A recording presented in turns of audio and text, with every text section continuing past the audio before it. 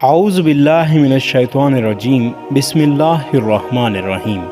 हज़रत खालिद बिन वलीद पहले सीज़न की दूसरी किस्त में खुशामदीद।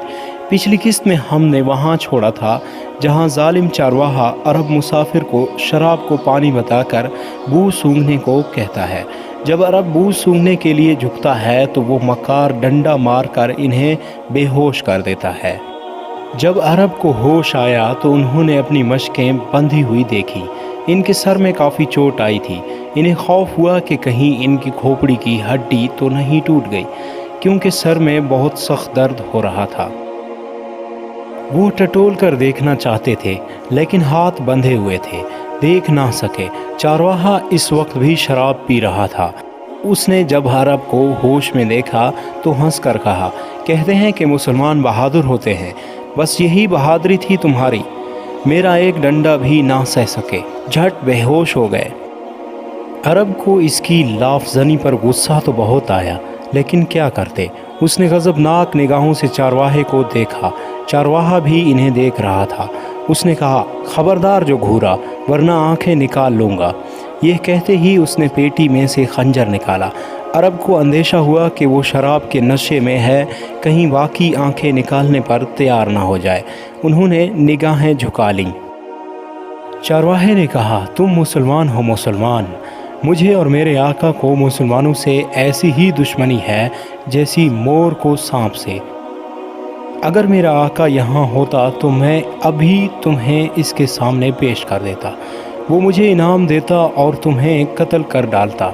वो अनकरीब आने वाला है। अरब ने सोचा कि इस शराबी चरवाहे को बातों में लगाना चाहिए, ताकि वो कोई ऐसी हरकत न कर बैठे जिससे इन्हें मज़ीद कोई अजियत व तकलीफ़ पहुँचे। चुनाचे उन्होंने पूछा, तुम्हारे आका का क्या नाम है? चारवाहे ने जवाब दिया, इसका नाम कद्दाह बिन वासला है। अरब, क्या वो अरब है? चारवाहा, हाँ अरब है, निहायत बहादुर अरब। ईसाई बादशाह ने ये बस्ती इसकी जागीर में दे दी। जब तुम इसे देखोगे तो हैरान रह जाओगे। निहायत गरांडील, कवि उलजशा और तवाना है। इस इलाके में वो देवजार मशहूर है। अरब ने ये समझ लिया कि वो बड़ा यावाको है। इसने दरियाफ्त किया, शायद तुम्हारा आका कद्दाह ईसाई हो गया है। चारवाहा, हाँ मैं भी ईसाई हूँ। आह, क्या बात है ईसाई मज़हब की। शराब हलाल है, चाहे जितनी पियो। शराब से अच्छी नेमत किसी चीज़ को भी नहीं समझता। तुमने पी नहीं है।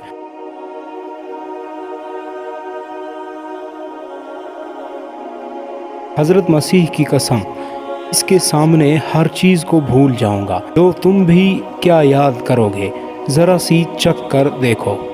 यह कहते ही उसने शराब का प्याला, जिसमें वो घूंट घूंट कर पी रहा था, अरब की तरफ बढ़ाया। इसकी बू से ही अरब का दिमाग फटने लगा। उन्होंने कहा, शराब हमारे मज़हब में हराम है। चारवाहा, यही तो कहता हूँ, कितने बदअकल हो तुम मुसलमान। दुनिया की बेहतरीन नेमत को अपने ऊपर हराम कर लिया। अच्छा बताओ तो, शराब क्यों हराम है? अरब, इसलिए कि ये सड़ी हुई चीज़ों का अर्क है। चारवाहा, गलत गलत, ये खालिस अंगूरी शराब है। अरब, अंगूर में और भी कई चीज़ें डालकर उसे सड़ाया जाता है, फिर अर्क खींचा जाता है, इसीलिए इसमें ऐसी तेज़ बदबू होती है जिसके सूंघने ही से आदमी का जी बुरा होने लगता है। इसके अलावा शराब इंसान को मस्त व मखमूद करके इसके होश व हवास गुम कर देती है। इसे खबर ही नहीं होती कि वो किस गंदी नाली में पड़ा है, या सड़क पर, घर में है, या किसी कूड़े के ढेर पर। नशे की हालत में जो कुछ वो करता है, इसे इसका मुतलक एहसास नहीं होता। बेटी, बहन, माँ और बीवी में तमीज़ नहीं कर सकता। जब तक नशा रहता है, तबीयत में नामुनासिब जोश और दिल में वाहियात किस्म की उमंग रहती है। लेकिन जहाँ नशा उतरा, आज़ा शिकनी शुरू हो गई, जैसे इसने बड़ी मुशक्क़त की हो। जोड़ जोड़ में दर्द मालूम होने लगता है। किसी काम के करने को जी नहीं चाहता। ऐसा पस्त हिम्मत और बुज़दिल हो जाता है कि कितना ताकतवर ही क्यों ना हो, एक मामूली आदमी इसे ज़ेर कर सकता है। यह तो वक्ती नुकसान है, لیکن سب سے زیادہ نقصان یہ ہے کہ شراب پھیپھڑوں اور جگر کو خراب کر دیتی ہے۔ شرابی کی طاقت جاتی رہتی ہے، حرارت رہنے لگتی ہے اور وہ یا تو مر جاتا ہے یا ایسا بیمار اور ناتواں ہو جاتا ہے کہ مرنے کی دعائیں مانگنے لگتا ہے۔ چارواہا، تم کتنی بھی شراب کی برائی کرو لیکن میں نہ ڈر سکتا ہوں نہ اسے چھوڑ سکتا ہوں، اگرچہ تمہارے کہنے سے اب مجھے خیال ہوا کہ میں بڑا قوی اور بہادر پہلوان تھا، اپنے سامنے آدمی کی کوئی ہستی نہیں سمجھتا تھا، لیکن اب وہ طاقت اور کسبل نہیں رہے، طبیعت کچھ مزاحمل رہتی ہے، کسی مشقت کے کام کو کرتے ہوئے سانس پھول جاتا ہے۔ میں عرصے سے اس بات کو محسوس کر رہا ہوں کہ پورا سانس نہیں لے سکتا، لیکن میری عمر کے ساتھ ساتھ میری طاقت میں کمزوری ہو رہی ہے، اس میں شراب کی خرابی کو دخل نہیں ہے۔ عرب، دیکھو تم ابھی جوان ہو، کبھی بھی ہو، اس لیے تمہیں شراب کے نقصانات کا زیادہ احساس نہیں ہوتا۔ جب جوانی کی قوت جاتی رہے گی تو 100 بیماریوں کے ایک بیمار ہو جاؤ گے۔ اگر تم شراب کو اب بھی چھوڑ دو تو پھر ایسے ہی ہو سکتے ہو کہ کسی جوان کو بھی نظر میں نہ لاؤ۔ چارواہا، واہ واہ، میں اور ایسی نعمت کو چھوڑ دوں؟ ہرگز یہ نہیں ہو سکتا، لو تم بھی پیو۔ چارواہے نے پھر عرب کی طرف پیالہ بڑھایا، عرب نے کراہت سے منہ پھیر لیا۔ چارواہے نے شراب اس کے اوپر انڈیل دی۔ انہیں ناگوار تو بہت ہوا لیکن ہاتھ بندھے ہوئے تھے، کچھ نہ کر سکے، غم و غصہ کھا کر رہ گئے۔ لیکن ان باتوں کے سلسلے کا یہ اثر ضرور ہوا کہ چارواہے نے خنجر جو پیٹی میں سے کھینچ لیا تھا اسے پھر میان میں داخل کر دیا۔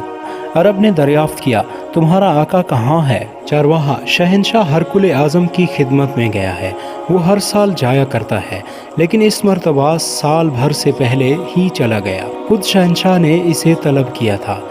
عرب، کب تک آ جائے گا؟ چارواہا، آخری اطلاع یہ ہے کہ وہ انطاکیہ دارالسلطنت سے چل پڑا ہے، 1 یا 2 روز میں ہی آنے والا ہے۔ اب عصر کا وقت ہو گیا تھا، دھوپ کی سفیدی سنہرے پن میں تبدیل ہونے لگی تھی، آفتاب کی حدت بہت حد تک کم ہو گئی تھی۔ اس وقت وہی لڑکی جس نے اس چارواہے سے عرب کو ہوشیار کیا تھا اپنی بکریاں لے کر آئی۔ وہ عرب کو بندھا ہوا دیکھ کر کچھ افسردہ خاطر ہو گئی، لیکن بولی کچھ نہیں، افسوس بھری نگاہوں سے دیکھتی چلی گئی۔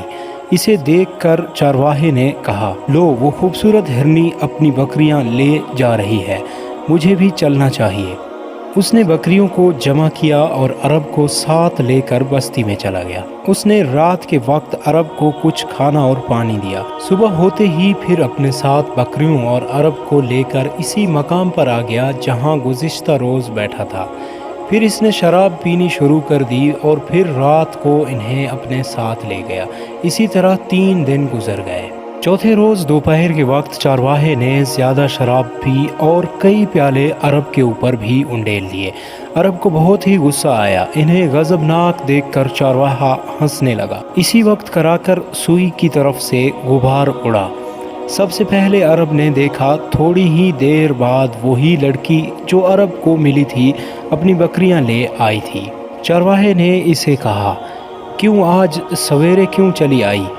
لڑکی، آج میری طبیعت کچھ اچھی نہیں ہے۔ چارواہا، یہ تمہارے پیچھے غبار کیسا اڑا آ رہا ہے؟ لڑکی، میرا خیال ہے یہ کوئی لشکر آ رہا ہے۔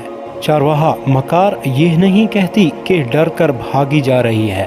مت جا، میرے پاس ٹھہر، کسی کی یہ محال نہیں ہو سکتی کہ تیری یا تیری بکریوں کی طرف آنکھ بھر کر بھی دیکھ سکے۔ لڑکی نے کوئی جواب نہیں دیا، وہ بڑھی چلی گئی۔ اس کے جاتے ہی غبار جھٹ گیا اور عربوں کی فوج آتی ہوئی نظر آئی۔ چارواہا عربی لشکر کو دیکھ کر زرد پڑ گیا، عرب کا چہرہ فرط مسرت سے چمک اٹھا۔ ان دونوں کے دیکھتے دیکھتے عربی رسالے ان کے قریب آ گئے۔ یہ مسلمان تھے۔ ان مسلمانوں نے جو ہی عرب کو دیکھا وہ رک گئے۔ انہوں نے اپنے سپہ سالار سے جا کر کہا، اس لشکر کے سپہ سالار حضرت خالد بن ولید رضی اللہ تعالیٰ عنہ تھے۔ وہ بڑھ کر عرب کے پاس آئے، انہیں دیکھ کر مسکرائے اور کہا، ابن عامر رضی اللہ تعالیٰ عنہ، تم اور یہاں اور اس حالت میں؟